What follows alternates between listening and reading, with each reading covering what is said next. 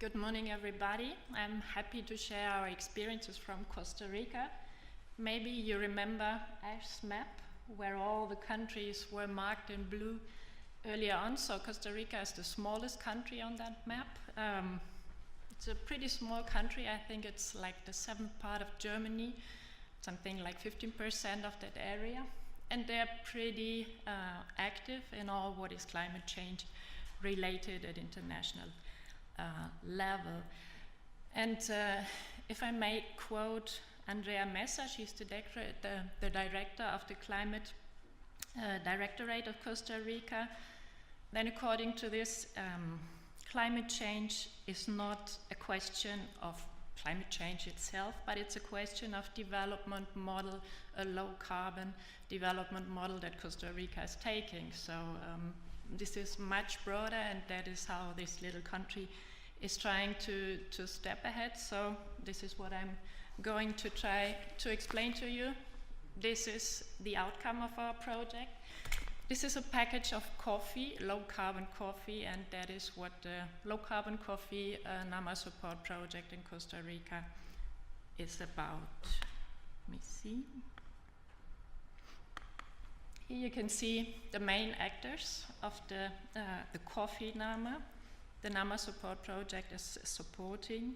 It's the Ministry of Agriculture, the Ministry of Environment and Energy, the National Coffee Institute, and a very important partner in implementation is the Central American Bank for Economic Integration. This is the volume of the project. We have a 4 million euro for technical cooperation and 3 million of financial cooperation, which is coordinated through the Central American Bank for Economic Integration. We started almost a year and a half ago, and here you see the main range or ambition of this NAMA support project.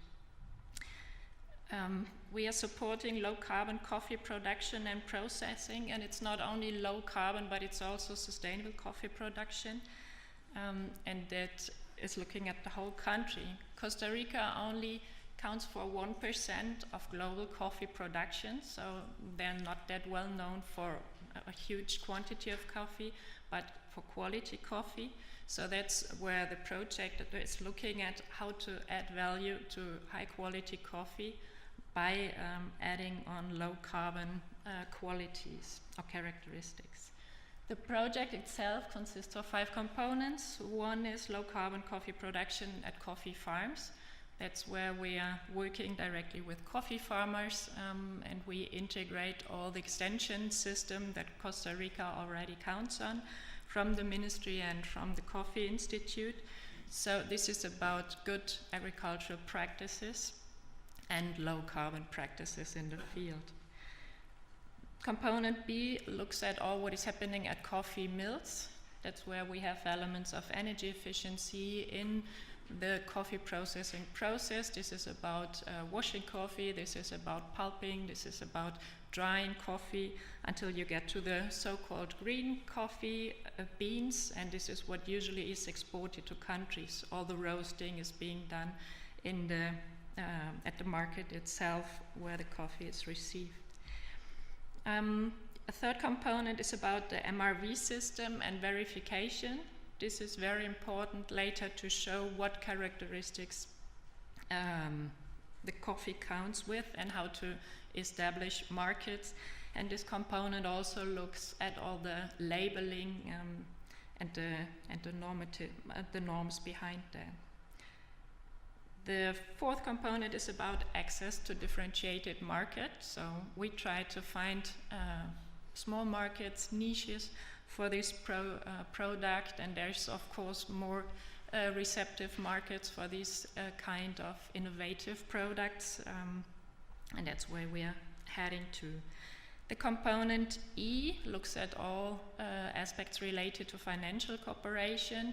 We provide credits to the coffee mills mainly, but also to coffee producers, and facilitate financing for investment into low carbon technologies. You can see a rough picture of the emissions stemming from the sector. The whole agricultural sector in Costa Rica accounts for 36% of all greenhouse gases. The coffee sector for 9% of all greenhouse gas emissions. The biggest share goes to all the fertilization process. 35% comes from the coffee pulp. We have a lot of methane depending on the practices of dealing with the coffee pulp. 4% of biomass combustion when coffee husks are being burned in the drying process, and you have a 3% of wastewater related greenhouse gas emissions. When it comes to the question, how is this NAMA support project related to national legislation, strategy, and of course to the NDCs, we see that it is mentioned and it's part of the National Development Plan. That's the plan where Costa Rica defines its route during the current government. There's a national strategy for climate neutrality. Costa Rica was the first country to declare itself becoming climate neutral.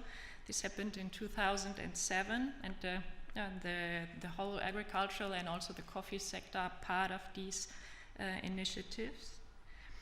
It's part of the national determined contributions, especially due to the high percentage of agricultural related emissions.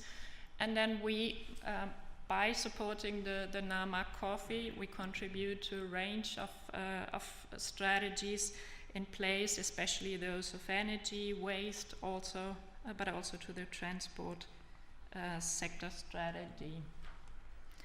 What we can say so far about our experiences, first results, but also the things we're dealing with. There was a lot of attention to the project, to the coffee NAMA, because it was the first agricultural, but also the first coffee NAMA in the world. So it raised a lot of curiosity, and we got a lot of declarations of interest from coffee producing countries. So we were in contact with Peru, Honduras, but also Brazil looked at what Costa Rica was doing in that field. So quite a lot of exchange of experience, and especially at the conceptual level, has happened so far.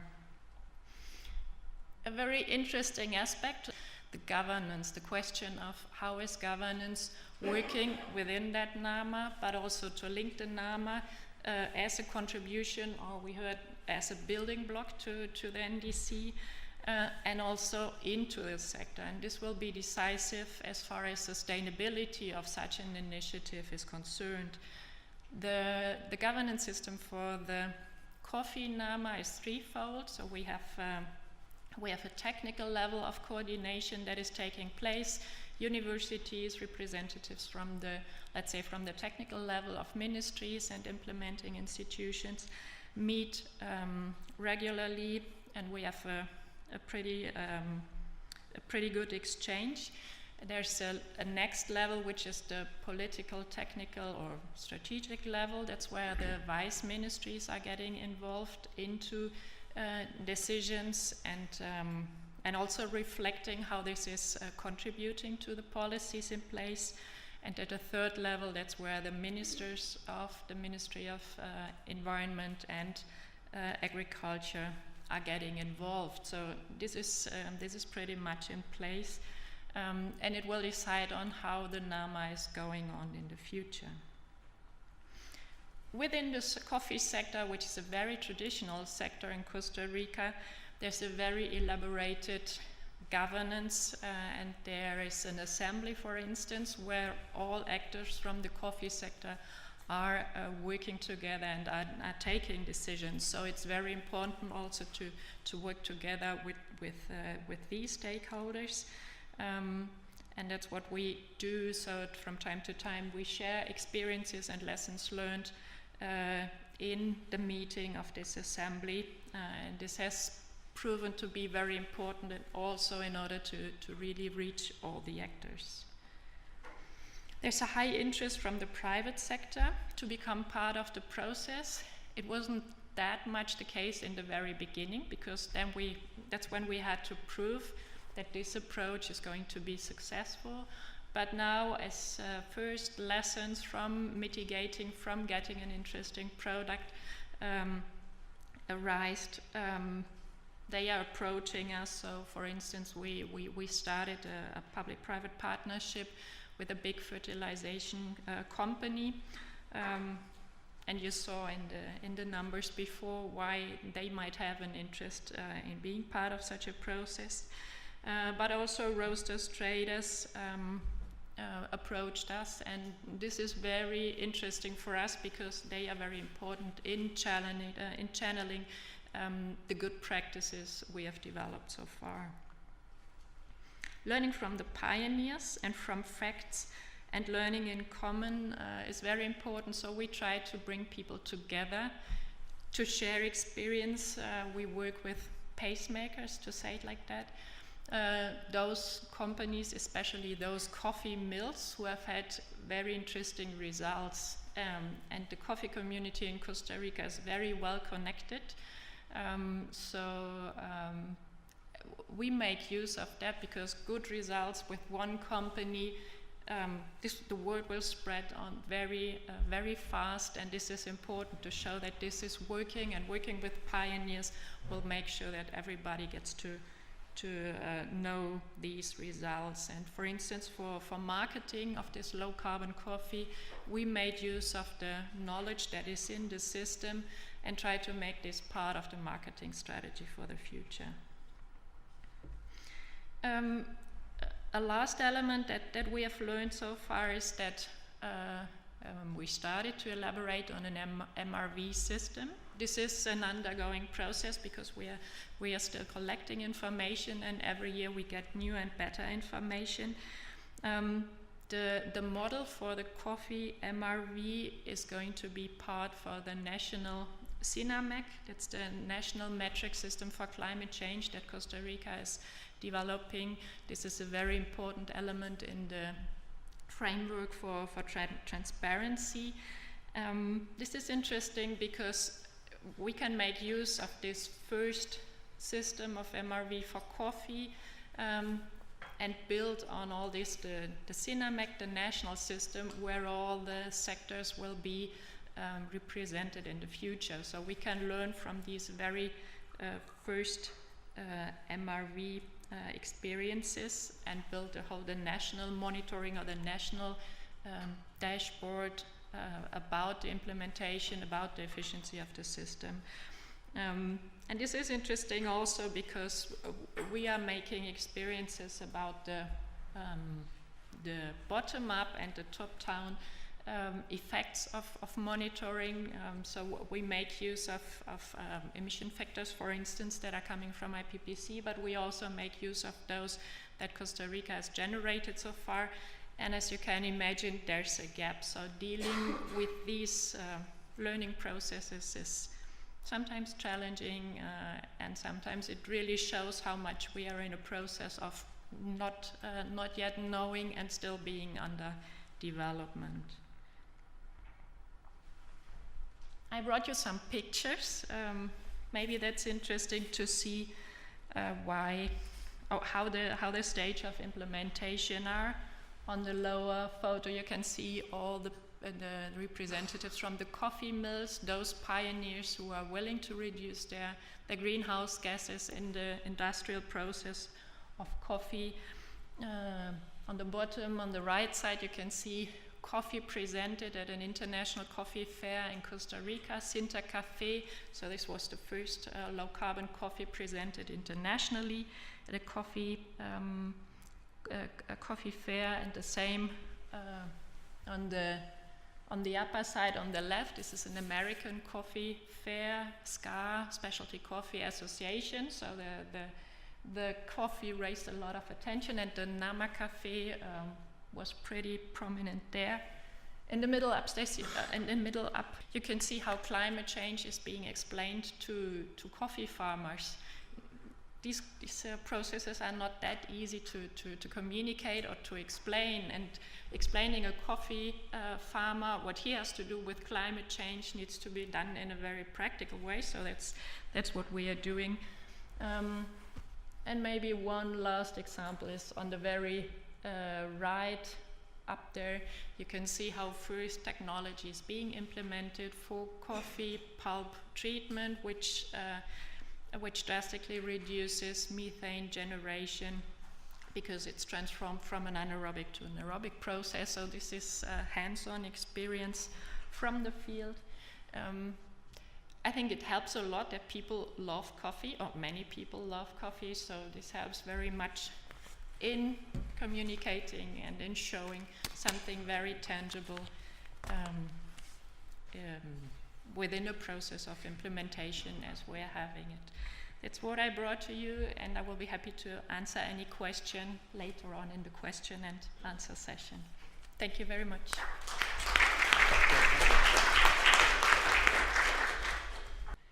I saw one question over there. Hi there, my name is Hannah Gunnarsson. I'm from Women Engaged for a Common Future, WCF. To what extent do you use SDGs as when you speak to the governments in your countries? And I was also wondering to what extent you use a social analysis on a deep impact level for transformational change. So I would want to find out what you really are doing with respect to the coffee emission reduction. If you would explain what you mean by low carbon coffee. I'll first answer the question on social analysis. What we are looking at in relation to, let's say, social aspects. We haven't done like a full-fledged social analysis of the sector, but we picked out the aspects that we found interesting. So one was to have a look at the issue of gender within the coffee sector, which is an important one. Also, there's a question of the generational aspects, because a lot of the coffee sector is in hands of people who are close to retire. So the next generation question is raising. This is an important question for sustainability in the sector, and young people deal different with these kinds of questions that we are talking about. So this seemed very interesting to us.